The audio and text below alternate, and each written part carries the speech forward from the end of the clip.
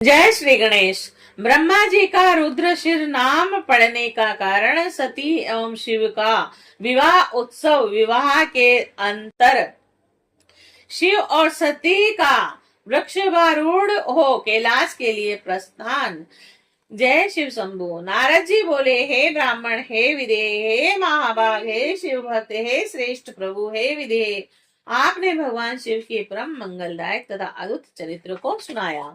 हे तात, उसके बाद क्या हुआ? और चंद्रमा को सिर पर धारण करने वाले शिव जी एवं सती के दिव्य तथा संपूर्ण पाप राशि का नाश करने वाले चरित्र का वर्णन कीजिए। ब्रह्मा जी बोले, भक्तों पर अनुग्रह करने वाले शिव जी जब मेरा वध करने से विरक्त हो गए, तब सभी लोग निर्भय दुखी और सुखी और प्रसन्न हो गए। सभी लोगों ने हाथ जोड़कर नतमस्तक हो शंकर जी को प्रणाम किया और भक्ति पूर्वक स्तुति की और प्रसन्नता पूर्वक जय जयकार किया। हे मुने, उसी समय मैंने प्रसन्न तथा निर्भय होकर अनेक प्रकार के उत्तम स्तोत्रों द्वारा शंकर की स्तुति की। हे मुने, तत्पश्चात अनेक प्रकार की लीला करने वाले भगवान शिव प्रसन्नचित्त होकर सभी को सुनाते हुए मुझ से इस प्रकार कहने लगे।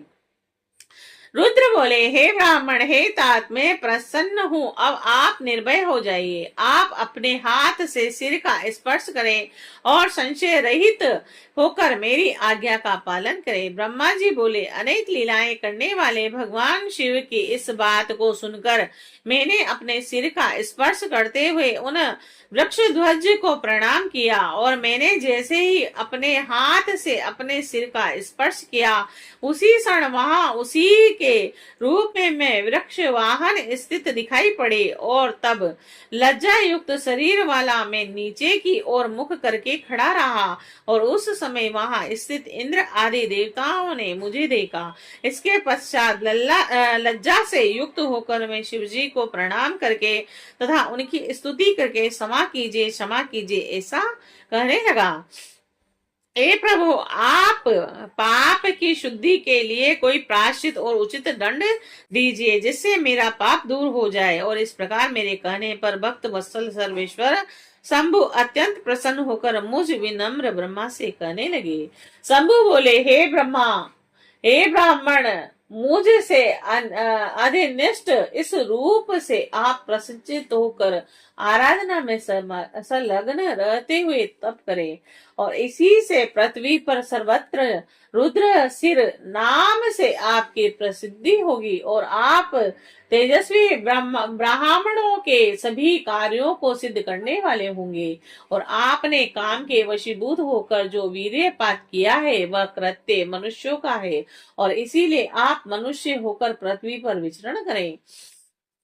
जो तुम्हें इस रूप से देखकर क्या ब्रह्मा के सिर पर शिव जी कैसे हो गए, ऐसा कहता हुआ पृथ्वी पर विचरण करेगा और फिर जो कौतुकवश आपके संपूर्ण कृत्यों को सुनेगा वह प्राय स्त्री के निर्मित किए गए त्याग से शीघ्र ही मुक्त हो जाएगा। और जो लोग जैसे जैसे आपके इस कृत्य का वर्णन करेंगे वैसे वैसे आपके इस पाप की शुद्धि होती जाएगी। हे ब्राह्मण, संसार में मनुष्यों के द्वारा आपका उपहास करने वाला तथा आपकी निंदा करने वाला यह प्रायश्चित मैंने आपसे कह दिया। काम पीड़ित आपका जो तेज वेदी के मध्य में गिरा तथा जिसे मैंने देख लिया वह किसी के भी धारण करने योग्य नहीं होगा।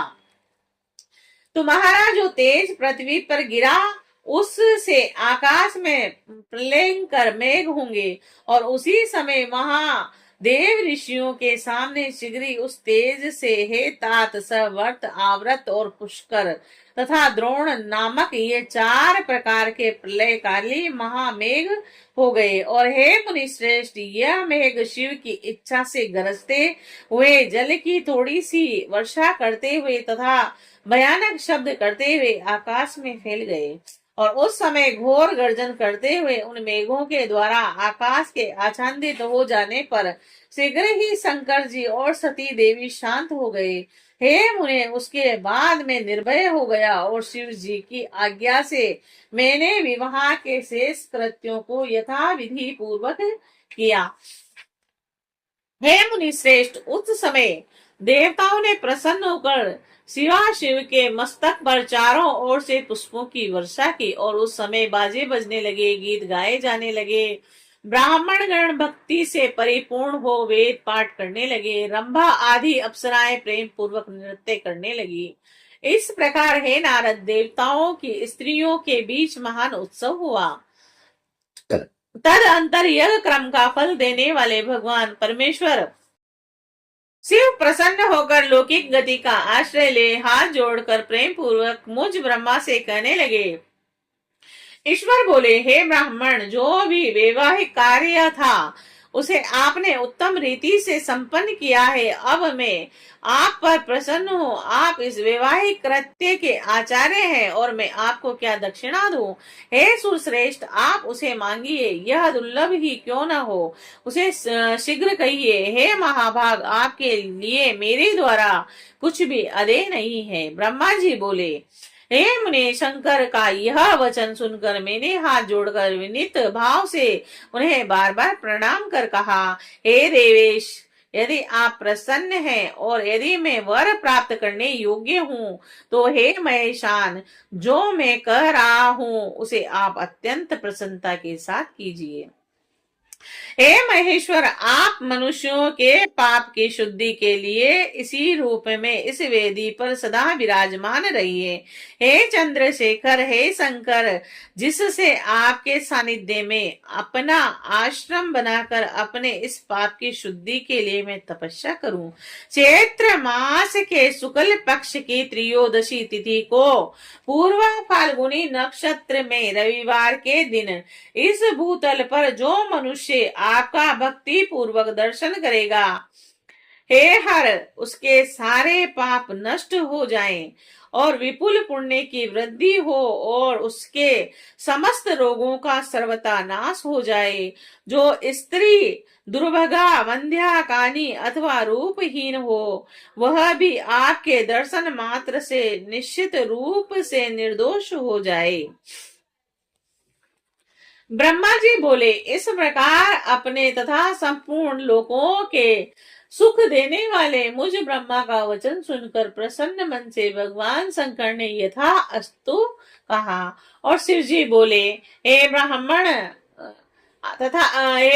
आपके कथा अनुसार मैं सारे संसार के हित के लिए अपनी पत्नी सहित इस वेदी पर सुस्थिर भाव से स्थित रहूंगा। ब्रह्मा जी बोले, ऐसा कहकर सब पत्नी सहित भगवान शिव जी अपने अंश रूपिणी मूर्ति को प्रकट कर वेदी के मध्य भाग में विराजमान हो गए। तत्पश्चात स्वजनों पर स्नेह रखने वाले भगवान सदाशिव दक्ष से विदा ले अपनी पत्नी सती के साथ कैलाश जाने को उद्युक्त हुए।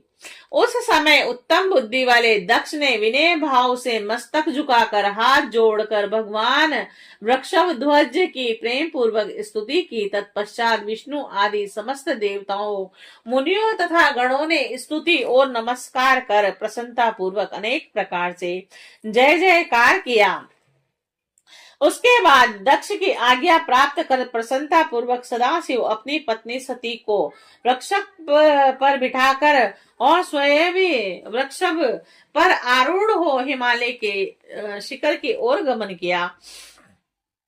मंद मंद मधुर मुस्कान वाली तथा सुंदर दांतों वाली सती शंकर जी के साथ वृक्ष पर बैठी हुई चंद्रमा में विद्यमान श्याम क्रांति की तरह शोभायमान हो रही थी। उस समय विष्णु आदि संपूर्ण देवता, महर्षि आदि समस्त ऋषि एवं दक्ष प्रजापति भी मोहित हो गए तथा अन्य सभी लोग चित्र लिखित से प्रतीत हो रहे थे।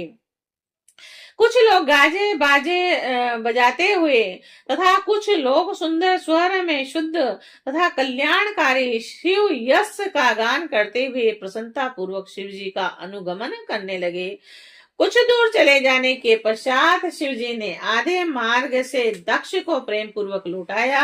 फिर सदा शिव गणों सहित प्रसन्नता पूर्वक अपने स्थान को चले आए। शिव जी ने विष्णु आदि सभी देवताओं को विदाया भी कर दिया। फिर भी वे लोग परम भक्ति और प्रेम के वशीभूत हो शिव जी के साथ साथ कैलाश पर पहुंच गए और उन सभी देवताओं गणों तथा अपनी स्त्री सती के साथ भगवान शंभु प्रसन्न होकर हिमालय पर्वत पर सुशोभित अपने धाम में पहुंच गए। वहां जाकर संपूर्ण देवताओं मुनियों तथा अन्य लोगों का आदर पूर्वक बहुत सम्मान करके प्रसन्नता पूर्वक शिव जी ने उन्हें विदा किया। तदंतर शंभु की आज्ञा से विष्णु आदि सब देवता तथा मुनिगण नमस्कार और स्तुति करके प्रसन्न मुख होकर अपने अपने धाम को चले गए। लोक रीति का अनुगमन करने वाले शिव जी भी अत्यंत आनंदित हो हिमालय के शिखर पर अपनी पत्नी दक्ष कन्या के साथ विहार करने लगे।